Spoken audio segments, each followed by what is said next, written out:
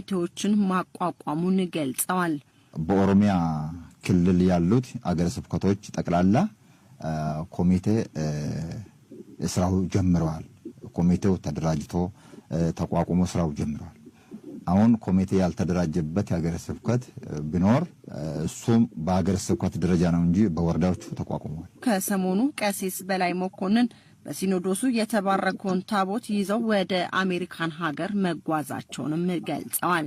ታቦቱ ደግሞ ስሙ ራሱ ደስ ይላል። እንዴት ደስ ይላል! ማራኪ ስሙ እንደው ስሙ ፈይሳ አዱኛ። የታቦቱ ስም ፈይሳ አዱኛ በአማርኛ መድኃኔዓለም የሚባል ነው። ታቦቱን ይዘው ሄዱት ታላቁ አባታችን ቀሲስ በላይ ሊቀ ጳጳሱን አስፈቅዶ ታቦቱ የተባረከው የተቀባው የተቀደሰው በኦርቶዶክሳዊ ስርዓት መሰረት ታቦቱን ይዞ በደብዳቤ የታጀበው በአልባሳት የአምስቱ ልዑካን ልብስ መስቀል ጻይል በቤተክርስቲያን አባት የቤተክርስቲያን ቆንጮ ዋና መሪ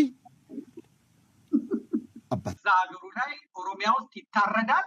ከዛ ውጪ ደግሞ ወደ ዋና ከተማዋ ወደ አዲስ አበባ እንኳን እንዳይገባ በምታየው መልኩ እየሆነ ነው ማለት ነው።